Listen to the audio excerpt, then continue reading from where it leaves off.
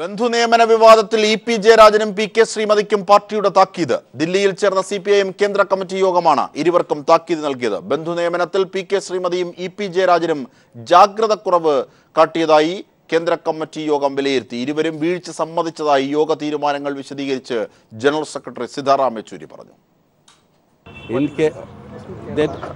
We have discussed this issue of the appointments of certain people to the public sector institutions and boards in Kerala. In the last Central Committee meeting that was held in Thiruvananthapuram, we had announced saying that at the next Central Committee meeting, after getting a report from the Kerala State Committee, we shall take a decision on this matter. The two comrades, very senior comrades, big senior leaders of our party, Comrade E.P. Jayarajan and Comrade Srimati, have both also given their explanations where they express their regret at what all that has happened. So, the Central Committee, on the basis of the Kerala State Committee's report and these letters by both these comrades, had decided to warn both these comrades. So, the warning has been issued by the Central Committee. ഇതിന്റെ കൂടുതൽ വിവരങ്ങളുമായി ഞങ്ങളുടെ പ്രതിനിധി സന്തോഷ് സർലിംഗ് ചേരുന്നു. സന്തോഷ് സർലിംഗ്, എന്തൊക്കെയാണ് CPIM കേന്ദ്ര കമ്മിറ്റിയുടെ മറ്റ് തീരുമാനങ്ങൾ? ജിംഷാദ്, ഇന്നലെയും ഇന്നുമായി 2 ദിവസമായി നടന്ന കേന്ദ്ര കമ്മിറ്റി യോഗം നിലവിലെ ദേശീയ രാഷ്ട്രീയ സംഭവവികാസങ്ങൾ ചർച്ച ചെയ്തു. പ്രധാനമായും BJP ഉയർത്തുന്ന വർഗീയ ഫാസിസ്റ്റ് നയങ്ങൾക്കെതിരെ മതേതര പാർട്ടികളുടെയും സംഘടനകളുടെയും യോജിച്ചുകൊണ്ട് ഒരു വർഗീയ വിരുദ്ധ കൺവെൻഷൻ സംഘടിപ്പിക്കാൻ CC യോഗം തീരുമാനിച്ചിട്ടുണ്ട്. അത് ജൂലൈയിലായിരിക്കും. മെയ് പകുതിയോടുകൂടി കേന്ദ്ര സർക്കാരിന്റെ ജനവിരുദ്ധ നയങ്ങൾക്കെതിരെ ദേശീയ പ്രക്ഷോഭത്തിനും ആഹ്വാനം ചെയ്തിട്ടുണ്ട്. മറ്റൊന്ന്, ഭക്ഷ്യ സുരക്ഷയെ നോക്കുകുത്തിയാക്കി കേന്ദ്ര സർക്കാർ നടത്തുന്ന നടപടികളാണ്. കേരളം പോലുള്ള സംസ്ഥാനങ്ങൾക്ക് പോലും ആവശ്യമായ ഭക്ഷ്യധാന്യം വിതരണം ചെയ്യാൻ കേന്ദ്ര സർക്കാർ തയ്യാറാകുന്നില്ല എന്നും സീതാറാം യെച്ചൂരി ചൂണ്ടിക്കാണിച്ചു. അതിനുശേഷം ഇന്നാണ് കേന്ദ്ര കമ്മിറ്റി കേരളത്തിൽ നടന്ന പൊതുമേഖലാ സ്ഥാപനങ്ങളിൽ നടന്ന ചില നിയമനങ്ങൾ സംബന്ധിച്ചുള്ള വിവാദങ്ങളുടെ ചർച്ചയിലേക്ക് കടന്നത്. ഇ.പി. ജയരാജൻ, പി.കെ. ശ്രീമതി തുടങ്ങി മുതിർന്ന 2 കേന്ദ്ര കമ്മിറ്റി അംഗങ്ങൾക്ക് ഇക്കാര്യത്തിൽ വീഴ്ച പറ്റിയതായി നേരത്തെ തന്നെ സംസ്ഥാന കമ്മിറ്റി റിപ്പോർട്ട് ഉണ്ടായിരുന്നു. ഇക്കാര്യത്തിൽ ജാഗ്രത കുറവുണ്ടായിരുന്നു. ആ റിപ്പോർട്ട് കേന്ദ്ര കമ്മിറ്റി യോഗം പരിശോധിച്ചു. അതിനുശേഷം ഇരുവരോടും വിശദീകരണം ആവശ്യപ്പെട്ടു. വിശദീകരണത്തിൽ വീഴ്ചയിൽ ഖേദം പ്രകടിപ്പിച്ചു. ഇത് കേന്ദ്ര കമ്മിറ്റി പരിഗണിച്ചു. അതിനുശേഷം അച്ചടക്ക നടപടി ഇരുവർക്കും എടുക്കാൻ തീരുമാനിച്ചു. അത് പ്രകാരം പാർട്ടി ഭരണഘടനാ പ്രകാരമുള്ള അച്ചടക്ക നടപടി ആദ്യ നടപടിയായ ഇരുവർക്കും വാണിംഗ് നൽകാനാണ് കേന്ദ്ര കമ്മിറ്റി യോഗം തീരുമാനിച്ചത്. എന്തായാലും താക്കീത് നൽകിയ കാര്യം സീതാറാം യെച്ചൂരിയും മാധ്യമങ്ങളെ അറിയിക്കുകയും ചെയ്തു. അജിംഷ, കെ.എം. മാണിയുടെ UDF പ്രവേശന വിഷയത്തിൽ മലക്കം മറിഞ്ഞ് KPCC president M.M. Hasan. K M. മാണിയെ UDF-ലേക്ക് ക്ഷണിച്ചിട്ടില്ലെന്ന് M.M. ഹസൻ വ്യക്തമാക്കി. കെ.എം. മാണി വിഷയം UDF-ൽ ചർച്ച ചെയ്യുമെന്ന് താൻ പറഞ്ഞിട്ടേയില്ലെന്നും M.M. ഹസൻ വാർത്താ സമ്മേളനത്തിൽ പറഞ്ഞു. അതേസമയം കെ.എം. മാണിയുടെ UDF മുന്നണി പ്രവേശനം സംബന്ധിച്ച് KPCC യോഗത്തിൽ കോൺഗ്രസ് നേതാക്കൾ രൂക്ഷമായ വിമർശനമാണ്, ശക്തമായ എതിർപ്പുമാണ് രേഖപ്പെടുത്തിയത്. ഇതിന്റെ കൂടുതൽ വിവരങ്ങളുമായി ഞങ്ങളുടെ പ്രതിനിധി സുനിൽ അരിമാനൂർ ചേർന്നു. സുനിൽ, ഒരുപക്ഷെ ഈ എതിർപ്പാണോ ഇന്നലെ വ്യക്തമായി UDF-ലേക്ക് മാണിയെ ക്ഷണിച്ച M.M. ഹസന്റെ മലക്കം മറിച്ചിലിന് കാരണം? എന്തൊക്കെയാണ് തീർച്ചയായും ഇന്നലെ M.M. ഹസൻ പറഞ്ഞത് കെ.എം. മാണിയെ വീണ്ടും UDF-ലേക്ക് സ്വാഗതം ചെയ്യുന്നു എന്നായിരുന്നു. പക്ഷേ ഇന്ന് KPCC യോഗത്തിൽ രൂക്ഷമായിട്ടുള്ള വിമർശനമാണ് ഹസന്റെ ഇന്നലത്തെ നിലപാടുമായി ബന്ധപ്പെട്ട് ഉയർന്നത്. ഇതിന്റെ അടിസ്ഥാനത്തിലാണ് ഹസൻ മലക്കം മറിഞ്ഞിരിക്കുന്നത്. ഇന്നത്തെ KPCC യോഗത്തിൽ I ഗ്രൂപ്പ് നേതാക്കളും A ഗ്രൂപ്പ് നേതാക്കളും ശക്തമായ ഭാഷയിൽ തന്നെയാണ് വിമർശനം ഉന്നയിച്ചത്.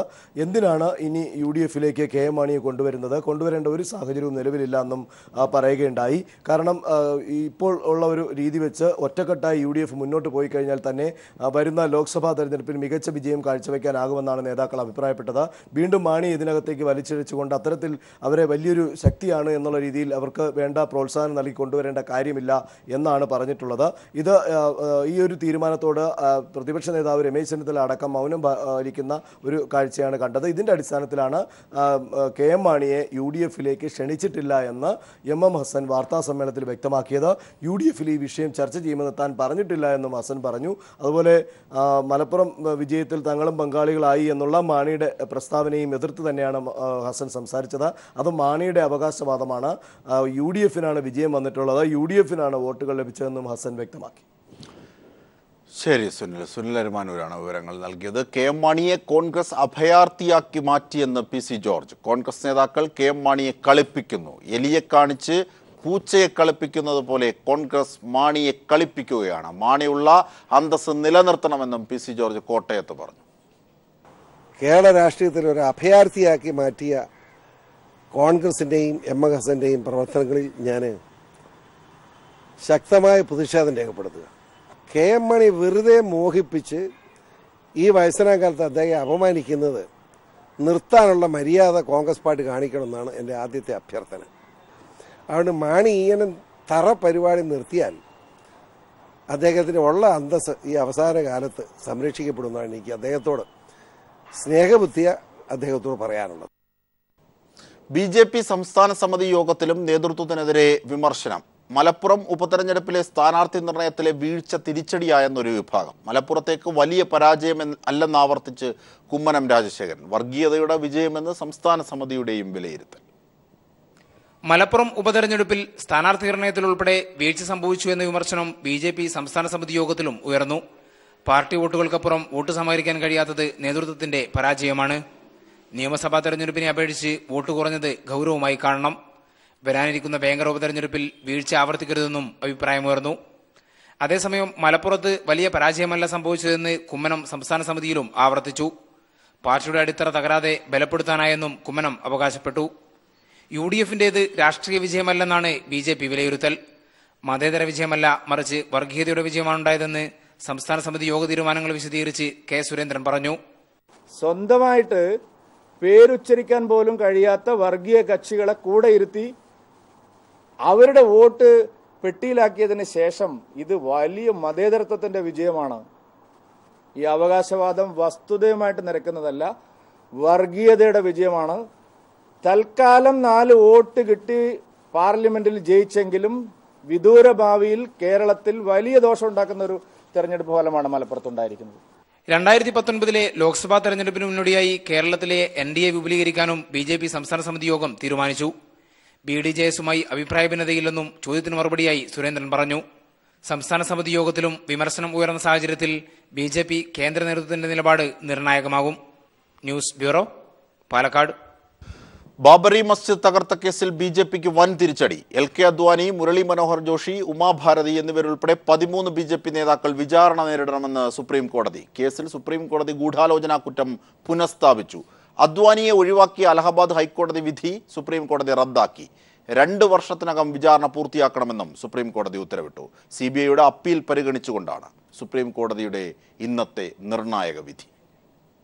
ഇന്ത്യൻ നീതിന്യായ ചരിത്രത്തിൽ 25 വർഷത്തോളം തീർപ്പാകാതിരുന്ന ബാബറി മസ്ജിദ് തകർക്കൽ കേസിൽ LK അദ്വാനി, മുരളി മനോഹർ ജോഷി, കേന്ദ്രമന്ത്രി ഉമാഭാരതി തുടങ്ങിയ 13 ബി.ജെ.പി. നേതാക്കൾക്കെതിരായ CBI കുറ്റപത്രം നിലനിൽക്കുമെന്നാണ് സുപ്രീംകോടതി വിധി. സാങ്കേതിക കാരണങ്ങൾ ചൂണ്ടിക്കാട്ടി വിചാരണ കോടതിയും അലഹാബാദ് ഹൈക്കോടതിയും ബി.ജെ.പി. നേതാക്കളെ നേരത്തെ കുറ്റവിമുക്തരാക്കിയിരുന്നു. ഇത് ചോദ്യം ചെയ്ത് CBI നൽകിയ അപ്പീലിലാണ് സുപ്രീംകോടതി ഉത്തരവ്. ബി.ജെ.പി. നേതാക്കൾക്കെതിരായ ഗൂഢാലോചന കേസ് റായ്ബറേലി കോടതിയും പള്ളി തകർത്ത അജ്ഞാതരായ കർഷകർക്കെതിരായ കേസ് ലക്നൌ കോടതിയുമാണ് പരിഗണിച്ചിരുന്നത്. ഇരു കേസുകളും ഏകീകൃതമായി ലക്നൌ കോടതിയിൽ വിചാരണ നടത്താമെന്നും സുപ്രീംകോടതി വിധിയിൽ വ്യക്തമാക്കി. 2 വർഷത്തിനകം കേസിൽ തീർപ്പുണ്ടാകണമെന്ന് ജസ്റ്റിസ് രോഹിൻടൻ നരിമാൻ, PC ഘോഷ് എന്നിവരുടെ ബെഞ്ച് ഉത്തരവിട്ടു. ഭരണഘടനാ പരിരക്ഷ പരിഗണിച്ച് കേസിൽ ഉൾപ്പെട്ട രാജസ്ഥാൻ ഗവർണർ കല്യാൺ സിംഗിനെ നിലവിലെ വിചാരണ നടപടികളിൽ നിന്ന് ഒഴിവാക്കും. എന്നാൽ ഗവർണർ കാലാവധി തീരുന്ന മുറയ്ക്ക് വിചാരണ നടപടികൾ കല്യാൺ സിംഗ് നേരിടേണ്ടി വരും.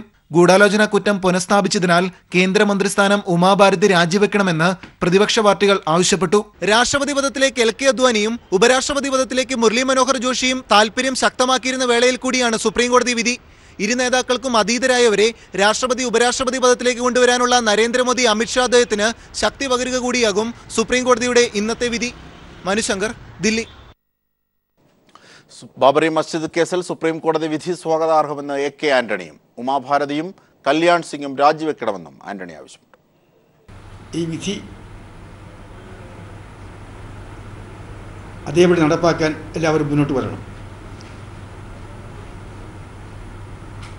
സുപ്രീം കോടതി വിധിയുടെ വെളിച്ചത്തിൽ കേന്ദ്രമന്ത്രി ഉമാഭാരതി സ്ഥാനം രാജിവെക്കാൻ ഉടൻ തന്നെ തയ്യാറാകണം.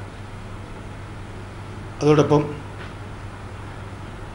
അന്ന് UP മുഖ്യമന്ത്രിയായിരുന്ന കല്യാൺ സിംഗ് ഗവർണർ സ്ഥാനം രാജിവെക്കണമെന്നാണ് എൻ്റെ അഭിപ്രായം.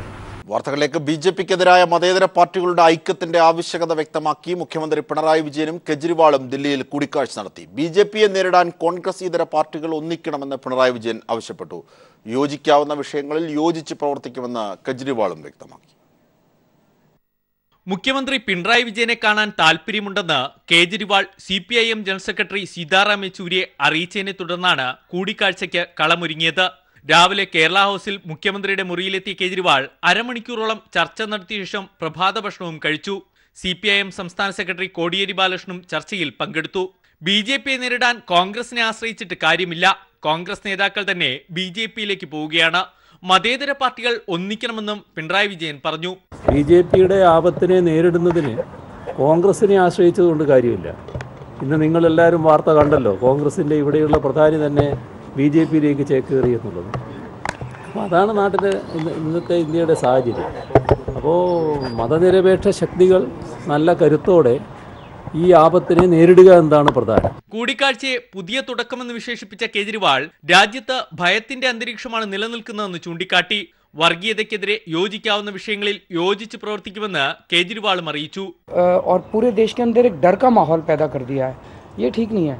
इसके लिए सब अच्छे लोगों को साथ आना पड़ेगा और मिलके इसको सामना करना. ഇത്തരം കൂടിക്കാഴ്ചകൾ തുടരുമോ എന്ന ചോദ്യത്തിന് മുഖ്യമന്ത്രി പിണറായി വിജയന്റെ മറുപടി ചർച്ചയുടെ സൗഹൃദം വ്യക്തമാക്കുന്നതായിരുന്നു. അല്ല, ഇത് ബ്രേക്ക്ഫാസ്റ്റ് കഴിക്കുന്നതിൽ എന്തൊരു പുതിയ തുടക്കം. ഇനി അദ്ദേഹം അങ്ങോട്ട് ക്ഷണിച്ചിട്ടുണ്ട്, ഞാൻ അങ്ങോട്ടും പോകാം. അത് ശരി. ദില്ലി സർക്കാരിനെതിരായ കേന്ദ്ര സർക്കാരിന്റെ നടപടികളും വോട്ടിംഗ് മെഷീനിലെ ക്രമക്കേടും ഇരു മുഖ്യമന്ത്രിമാരും തമ്മിൽ ചർച്ച ചെയ്തു.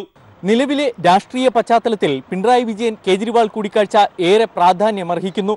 മതേതര മുന്നണികളുടെ ഐക്യനിര രൂപപ്പെടുന്നതിന്റെ ആവശ്യകതയാണ് ചർച്ചയിൽ ഉടനീളം ഉയർന്നത്.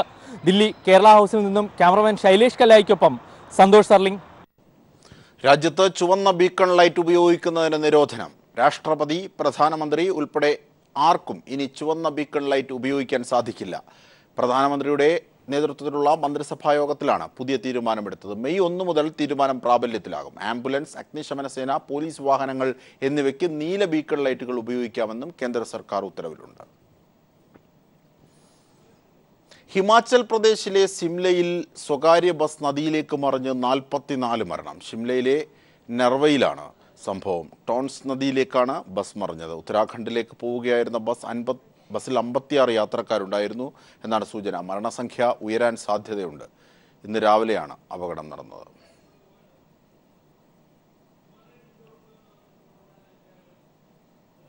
ശാസ്ത്രീയ സംഗീതം മാത്രമല്ല, മൂല്യമുള്ള സംഗീതമെന്നും അധ്വാന വർഗത്തിൻ്റെ സംഗീതമെന്നും പ്രോത്സാഹിപ്പിക്കപ്പെടേണ്ടതെന്നാണ് പ്രശസ്ത സംവിധായകൻ ലാൽ ജോസ്.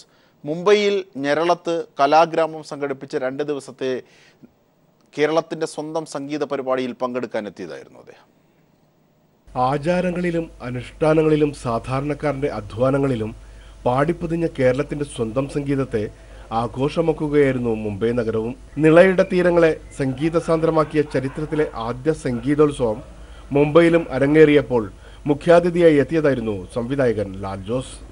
കർണാടക സംഗീതത്തിനപ്പുറവും നമ്മുടേതായ സംഗീത ശാഖകൾ ഉണ്ടെന്നുള്ളതിൻ്റെ പരിചയപ്പെടുത്തൽ കൂടിയാണ് പാട്ടോളം എന്ന പേരിൽ അവതരിപ്പിക്കുന്ന സംഗീതോത്സവമെന്ന് പ്രശസ്ത സംവിധായകൻ ലാൽ ജോസ് പറഞ്ഞു. പുതിയ തലമുറയിലെ കുട്ടികൾക്ക് ഇതൊക്കെ കാണാൻ പറ്റും. ഇങ്ങനെയൊക്കെ കുറേ കാര്യങ്ങൾ, ഇങ്ങനെ കുറേ വിഭാഗം സംഗീതത്തിലുണ്ട്. ആകെ നമുക്കറിയുന്നത് കർണാട്ടിക് സംഗീതമാണ് നമ്മുടെ സംഗീതം എന്നുള്ളൊരു ധാരണയാണ്. നമ്മുടേതായിട്ടുള്ള നാടൻ സംഗീത ശാഖകളുണ്ട്. ഞെരളത്ത് ഹരിഗോവിന്ദന്റെ ഈണത്തിനൊപ്പം Lal Jose, Kerala folklore academy secretary doctor AK Nambiar, Mappilakala academy secretary Razak Payyambrot എന്നിവർ വൃക്ഷത്തൈകൾ നട്ടാണ് പരിപാടിയുടെ ഉദ്ഘാടനം നിർവഹിച്ചത്. കേരളത്തിന്റെ ഗ്രാമീണ പാട്ടുകൾക്ക് അംഗീകാരമില്ലെന്നും കേരളത്തിൽ പോലും ഇത്തരം നാടൻ കലാരൂപങ്ങളെ തമസ്കരിക്കുകയാണെന്നും ഹരിഗോവിന്ദ് ആശങ്കപ്പെട്ടു. ഈ പാട്ടുകളെ ബോധപൂർവം തമസ്കരിച്ചതല്ലേ എന്ന ഒരു വല്ലാത്ത വ്യഥ എന്നെ കാലങ്ങളായിട്ട് ഇങ്ങനെ അലട്ടുന്നുണ്ടായിരുന്നു. എൻ്റെ പിതാവ് പ്രതിനിധീകരിച്ചിരുന്ന സോപാന സംഗീതം പോലും അക്കൂട്ടത്തിൽപ്പെട്ട ചെറിയ ഒരു നാടോടി ഗീതമാണ് എന്ന തിരിച്ചറിവ് നമുക്കുണ്ടാവുന്നത് അതിനേക്കാൾ സമൃദ്ധമായ ഗ്രാമീണ ഗാനശാഖകൾ, പാട്ടുരൂപങ്ങൾ, നാടൻ പാട്ട് എന്ന് പറഞ്ഞ് നമ്മൾ മാറ്റി നിർത്തിയിരിക്കുന്ന ഈ പാട്ടുരൂപങ്ങളിൽ കണ്ടതുകൊണ്ടാണ്. തുടർന്ന് വേലൻ നന്ദുണിപ്പാട്ട്, വട്ടപ്പാട്ട്, ചാറ്റുപാട്ട്, പുള്ളുവൻ പാട്ട്, വയനാടൻ കാട്ടുപാട്ടുകൾ എന്നീ പാട്ടുരൂപങ്ങളും ഹരിഗോവിന്ദ ഗീതവും അരങ്ങേറി. ഇടക്കയിൽ സുജിത് കോട്ടോളും മിഴാവിൽ കലാമണ്ഡലം രതീഷ് ദാസും വാദ്യമൊരുക്കി.